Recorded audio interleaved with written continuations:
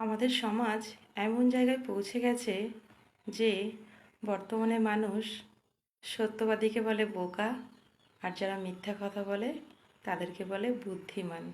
সত্যি ভাবলেও অবাক লাগে, তাই না? মানুষ এই প্রবাদটা ভুলেই গেছে যে দুষ্টু লোকের মিষ্টি কথা। যারা সুন্দর সুন্দর কথা বলে, হেসে হেসে কথা বলে, অথচ পিছনে ক্ষতি করে, মানুষ এটা বুঝতেও পারে না। সেই মানুষগুলোকেই সবাই আপন করে নেয়, কাছে টেনে নেয়, বুকে টেনে নেয়। অথচ যারা সত্যি ভালোবাসে, সত্যি ভালো চায়, সত্যিই তোমার পাশে থাকে বিপদে আপদে, কিন্তু তারা মিষ্টি কথায় ভোলাতে পারে না, স্পষ্ট কথা স্পষ্টভাবেই বলে, সেই সব মানুষগুলোকে কেউ পছন্দ করে না। আমরা এরকম একটা সমাজেই বাস করি। সমাজ তো আমরাই গড়েছি, তাই না? আমরা মানুষরা মিলেই তো সমাজ। কিন্তু এই সমাজে আমাদের এই মানুষের মধ্যে কত ভেদাভেদ, কত